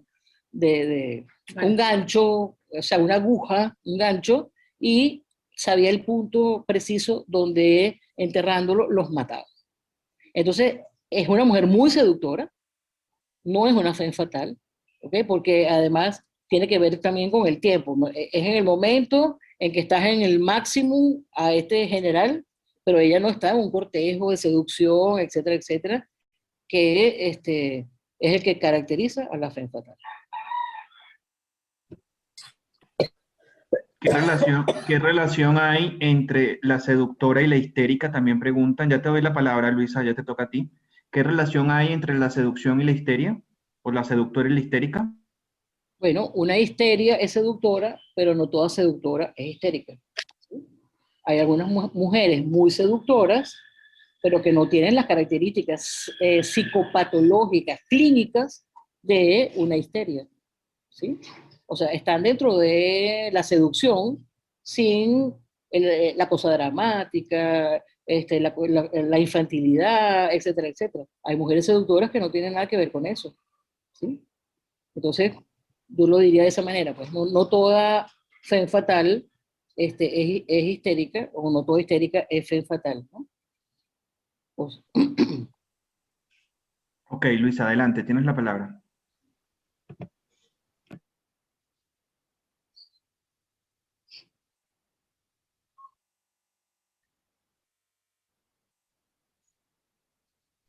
Luisa, ¿no tienes activado tu micrófono? No se te ha escuchado nada porque no has activado el micrófono, Luisa. Sorry. Ajá. Ajá, ya. Que hay algunas frases, Magali, que se me hicieron imágenes o imagen y me gustaría que me las ampliaras un poquito. Entonces, tú decías, seducir es morir como realidad y producirse como ilusión. Seducir es apartar al otro de su verdad y seducir es fragilizar. ok. Al tú seducir, ¿verdad? El otro cae en una ilusión del amor o ilusión del amante, en lo que sea. Se hace toda esa seducción un elemento ilusorio importante para el seducido, no para el seductor. El seductor sabe lo que está haciendo, pero el seducido no. Entonces es ilusorio. Mientras eso no está en su psique, ¿verdad? Se fue, ¿no? Vamos a suponer que sea la mujer, se fue el seductor, la seductora en este caso, y quedó no solamente seducido, sino que toda la imaginería es de ser seducido. Es una ilusión. ¿Sí? Más no para la seductora. No necesariamente para la seductora. La seductora puede caer en momentos en su seducción y también estar en esa misma situación. Pero Ser no víctima. necesariamente es así. Y puede víctima. ser víctima de su seducción. Exactamente. Y ahí está ese juego de víctima y victimario, pero lo que tú estás diciendo, la seductora puede ser víctima de su seducción, sí. Okay. Lo otro que me dijiste, que tenías ahí anotado, Que además de lo seducir ilusorio. bueno, pero eso ya me lo aclaraste, que seducir seducir es apartar al otro de su verdad, pero eso ya me lo Sí, aclaraste con lo que dijiste. Y sí, seducir es fragilizar, obviamente. obviamente, ¿Sí? obviamente. Entonces, Okay. tú decías que la seducción forma parte de la cultura de la maldad, aunque le decías a Nixia que eso no se puede catalogar ni de positivo ni de negativo, pero eso de que la seducción forma parte de la cultura de la maldad me llamó mucho la atención, Magali. Claro, porque como se está hablando de que es cruel en esa frase, y la crueldad está catalogado como un elemento de la maldad. ¿Sí? Entonces, claro, es cruel para el seducido, no es cruel para el seductor. Entonces, ese pobre seducido, cuando es víctima, es presa de la crueldad de ese victimario que es la femme fatal. Ok. Pero no veo Pero claro. para no ponerlo en los términos de la maldad, de la bondad, en ese término satanizado de la maldad. ¿Sí? Okay. Uh-huh. Pero yo no termino de ver claro la diferencia entre la femme fatal y la seductora. No Bueno, termino de porque ver. Uh-huh. una cosa importante que la seductora lo hace también con toda una erótica que no tiene la femme fatal. O sea, la femme fatal, lo importante es la seducción, pero no importa tanto, y por eso es cruel, y por eso fácilmente se lo desecha, como quien lo bota en una papelera y sigue otro, porque no hay una conexión real, no hay una conexión de eros. Okay. El pobre víctima sí lo tiene, está babiado, Claro. pero ella no. La femme fatal lo que está es en buscar cómo hacer desde todos los sentidos y de su ropaje y de su maquillaje o no, de cualquier cosa de esta, ¿cómo se llama? Es seducirlo. no necesariamente tienes que estar trajeada y maquillada. Cuando hablamos de la película Damage, en la película Damage, la muchacha no se maquillaba. La muchacha era una musa oscura, era una conexión femenina oscura, que es como una seducción, pero no era una femme fatale como tal. Pero sí, ¿cómo te digo? No había el eros que tenía el prelado. Ella era la victimaria, cuando hacemos víctima victimaria. Exacto, pero la seductora sí puede disfrutar de su seducción. Claro. O sea, ahí sí puede haber un eros que Sí. no hay en la femme fatale. Ok, Eso. chévere, Magali, clarísimo. Ok. Clarísimo, gracias. Gracias, Luisa. Hay una pregunta que dice, Margarit Duras en su novela El amante nos entrega un personaje seductor adolescente. ¿Este personaje sería comparable a la ninfula Lolita? No sé, no lo veo como la ínfula Lolita. Lolita tiene la lozanía de lo femenino. Eso no significa que no lo puede tener el amante de Marguerite Duras. Eh, la Lolita es más chiquita, no es tan adolescente, es más infantil. Eh, pero como nosotros estamos siempre ante los conceptos de ánima y ánimos, y el ánima tiene un elemento ánimos en la mujer, y en el hombre, en este chico de Marguerite Duras, pues hay un elemento femenino en el cual Lolita puede expresarse. O sea, no negaría, pues, ¿no? El que ese chico, que yo en la película, la verdad que no me acordaba qué edad tenía. En la película era un poquito más grande que un adolescente, pero realmente en la novela, que la leí hace bastantes años, no recuerdo qué edad tenía el chico, pero bueno, podía ser que a través de su ánima se expresa una Lolita.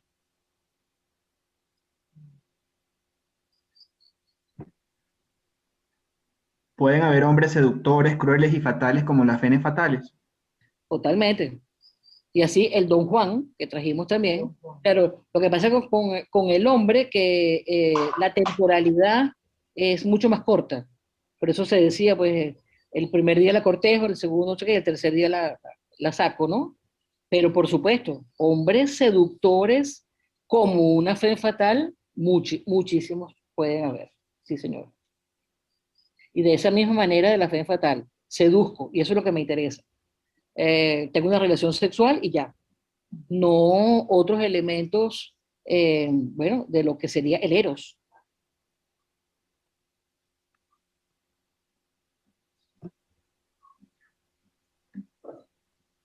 ¿Cómo Artemisa ve una femme fatal y Afrodita también?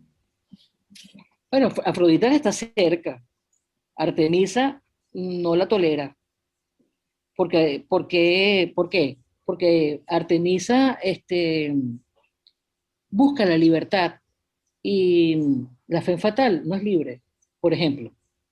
Eh, yo no diría que es que le molesta como es o su manera de expresarse, sino sobre todo bueno, en que hay una pérdida de la libertad interior, de lo femenino puro, ¿ok? Que es lo que plantea Artemisa. Esa pureza de lo femenino que para ella es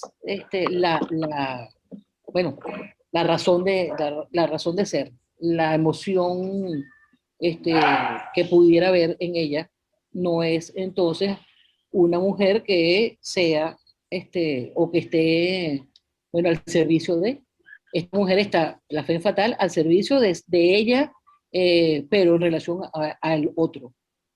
Fe fatal que puede ser en el hombre o en el que sea, como decíamos antes, de cualquier género, etcétera. Se me ocurre a mí con Artemisa. Con Afrodita, o sea, para seducir, pues tú traes también el cinturón aquel que hablamos cuando describimos a Afrodita, tiene un cinturón que tiene todas las posibilidades de persuasión, todas las posibilidades de seducción, todas las posibilidades, todas, de todos los órganos, sentidos, etcétera, etcétera. Entonces, por supuesto, la comprende mejor, la siente mejor, está cerca, la ayuda, todas estas cosas que se pueden suscitar, que se pueden mover con la fe fatal, ¿no? Pero Artemisa no le va a invitar a su banquete.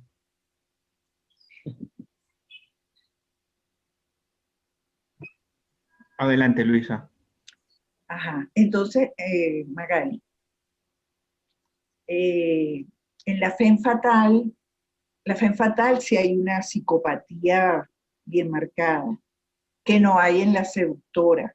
Psicopatía o Ajá. psicopatología. Psicopatología. Ajá. Ok, es que es diferente. No, claro, es diferente, pero, o sea, hay vamos a decir, como que un acentuado nivel de psicopatía. Bueno, cuando tú... En o la cualquiera fe quiere fatal, hacer- en la fe fatal. Cuando tú o cualquiera quiera hacer una analogía entre narcisismo y psicopatía, vale. Okay. Yo la veo más narcisista, ¿sí? Pero, es válido ver elementos de ella, sobre todo con la crueldad y con no me importa el otro, pero es que ella no tiene eros. Exacto, esa incapacidad de erotizarse, ¿no? Es psicopática, es psicopática. Esa incapacidad Vale. de erotizarse, ¿no? Okay. Que no hay en la fe fatal. O sea, la fe fatal sí tiene capacidad de erotizarse. No, justamente la fe ¿Qué fatal. digo? No, la seductora, perdón. Okay. La seductora, sí, claro. Sí, la seductora. La seductora está seduciendo porque hay un eros, hay un Exacto. deseo. Perfecto. Hay un deseo y hay entonces esa movilidad. Ok. Y cuando tú dices que la fe fatal no es libre, no sé si lo dijiste de la seductora o de la fe fatal. No, la fe fatal no es libre porque ella está solamente seduciendo, pero ella no está, no hay un eros allí. Ok, expresa de su sí. Juego de seducción, pues, expresa de eso. Sí. Y víctima a la vez, víctima. Sí. Chévere. Y con muy poca ánima. Con muy poca, eso. Porque el hábito no hace el monje. No porque está atrajeada y tal como ella, eso es femenino. Sí. ¿No? Sí. No, eso está perfecto. Esa aclaratoria es maravillosa. Ok. Porque pareciera una súper femenina y es todo lo contrario. Es correcto. Bueno, vamos cerrando. Ahorita le voy a dar la palabra para cerrar a José Luis. Las personas que quisiesen un poquito conocer también acerca de Lilith, Andrea Luca, que está aquí en la sala, tiene un poemario que se llama El don de Lilith. Un poemario bien interesante que lo vende la editorial Sirena de los Vientos. Y vamos a leer algunas cosas, pero no avanzamos. Y bueno, nos parece interesante también poder traer este texto de El don de Lilith. Voy a prender la cámara para que lo vean.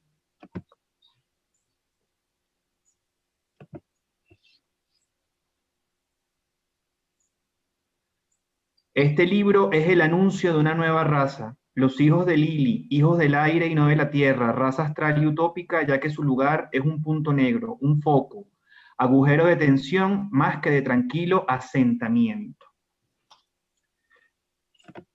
Si Andrea está por ahí y puede poner su correo en el chat, las personas que quieran comprar el poemario, para que le escriban a ella directamente. Sí, sin duda que Lilith es un tema, bueno, yo hice un resumen, pero es un tema bien amplio porque justamente une los elementos de ánima, une el elemento materno y el elemento ánima per se. Yo leí el poemario de Andrea y realmente pone muy bien allí estos elementos, ¿no? A los que pues les gusta la poesía y pueden ampliar con estas imágenes, pues Andrea, si estás por allí, gracias por hacerlo, por tenerlo en tu alma. Bueno, más todos lo tenemos en nuestra alma, pero pues la tienes más a flor de la piel del alma, de esa ¿cómo se llama? De esa telilla, ¿no? Que justamente une ese consciente con ese inconsciente y ese inframundo donde ella vive, pues en ese hueco negro, oscuro, que tú estás describiendo. En el libro el don de Lilith hay una connotación que no se ha tocado. Hay partes que sí, por ejemplo, para Lilith, Lilith le gusta el fálico carnal de la serpiente en el momento del paraíso, pero Lilith en el libro es la igual a Dios. Lilith viene de un espacio cósmico y de repente se encarna. Esta encarnación de Lilith que yo asumo a lo largo del poemario, en un momento dice: yo nací del miedo de Dios, del mismo miedo y abandono que su hijo padeció en el Gólgota. Ante el miedo se sucumbe o nace la rebelión. Al verse encarnada, al nacer a la conciencia, empieza todo su caminar y toda su queja y hasta su agresividad con la expulsión de un paraíso patriarcal, donde el nacimiento de la nueva raza es el nacimiento de la mujer a una mayor conciencia, a un mayor nivel de conciencia y a una liberación interior. Al final del poemario, Lilith vuelve a pedir esa conciencia que tenía anterior a la encarnación. Y dice, le dice al tiempo que cuando vea a Dios, le pregunte si aún la conoce. Y le pide que le dé un poco de conciencia intravenosa, elixir del árbol prohibido para volver al menos un instante al original estado. Y yo creo que es importante también esta connotación de Lilith, no como mujer fatal, no como diablo, no como devoradora de niños, sino como la mujer absolutamente rebelde en una transgresión que va más allá del cuerpo y de la sumisión al cuerpo.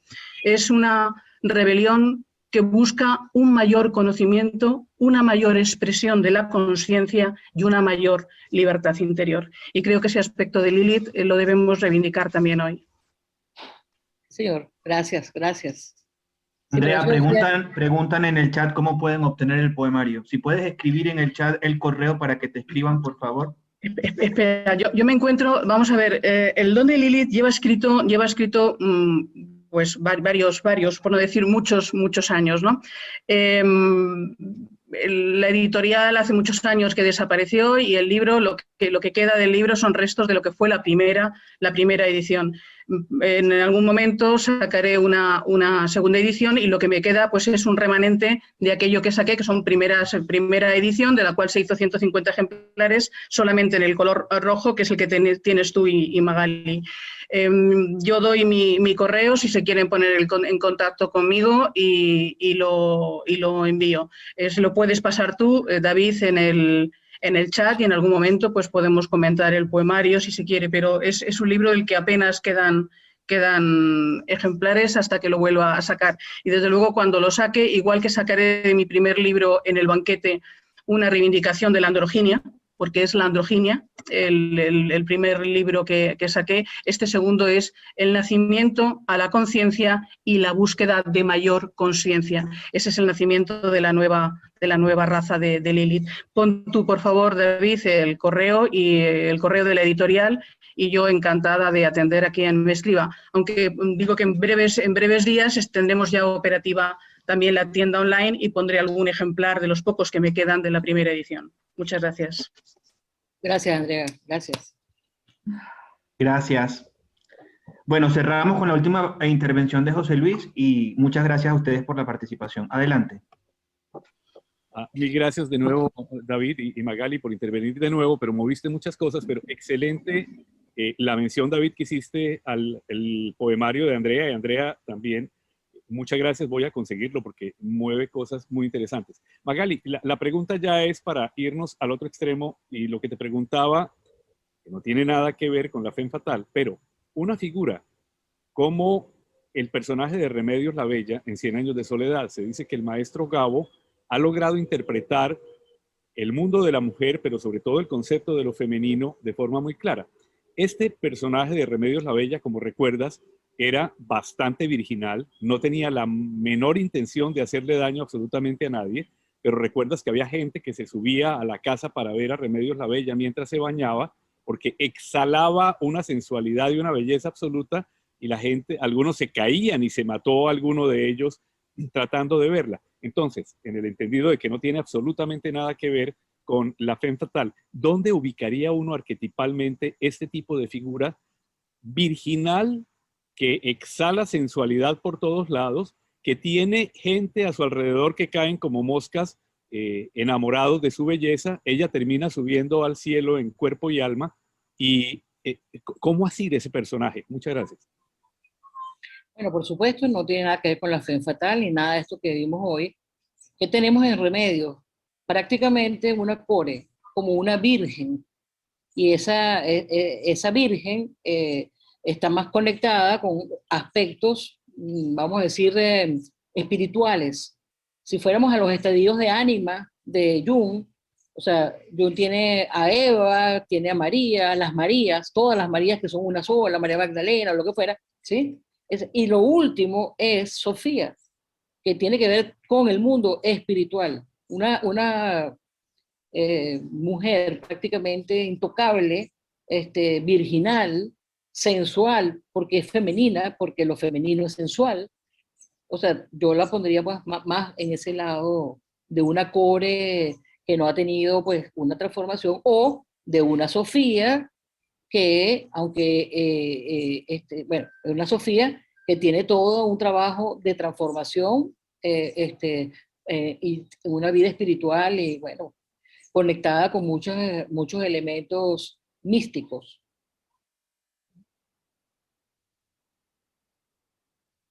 Bien. Cerramos con Gabo Sanco. Adelante, Gabo. ¿Qué tal, Maga? ¿Cómo estás? Hola. Hola. Bien, bueno verte. Sí, tú sabes que te quería preguntar, muy bueno todo como siempre, pero me llamó la atención, ¿esa femme fatale pueden también empoderar al hombre en el sentido, más allá de, obviamente, de todo el tema sexual, pasional, puede empoderar al hombre en otras cosas, en otras áreas, si el hombre está, como tú decías, maduro, puede manejar la situación? Porque si la clave era el poder, ¿no? Lo que tú decías, la seducción para esa femme fatale era el poder, pero el hombre también está en esa nota, se pueden beneficiar ambos, porque creo que todos los casos que veían, todos los hombres quedaban básicamente, bueno, destrozados, ¿no? Se destrozaba la familia, se perdía, pero depende del hombre, ¿no? También, entonces no sé si eso es posible o eso es más la seductora lo que haría eso. Yo creo que es más la seductora. La seductora puede llevar, ¿no?, en toda esa relación a un empoderamiento, como dices tú, en el hombre. O sea, hay una relación eros, que Correcto. no la femme fatale. Entiendo. Entonces, yo lo pondría más en que es una seductora y que también como mujer que tiene pues también esos otros, esas posibilidades de vida, de, oye, yo quiero dinero, quiero lujo, quiero esto, y este Exacto. hombre, y entonces hay allí pues una unión de, bueno, de ideales, etcétera, que se trabaja en ello. Sí. Entiendo. Claro, pero la femme fatale no te movería a hacer algo en tus áreas más positivas, sino más bien te destruiría, no te comería. Bueno, te destruye porque finalmente es lo que ocurre, pero ¿en qué queda? Vamos a suponer que tú estés con una femme fatale y estás totalmente enamorado, totalmente extasiado, totalmente metido dentro de Claro, eso. Y puede incluso que ya dejes de trabajar, no seas más efectivo, etcétera, porque para ti lo más importante es ese amor que yo tengo hacia ella. correcto, ¿Sí? correcto. Ah, listo. Buenísimo, bueno, muchas gracias. Okay.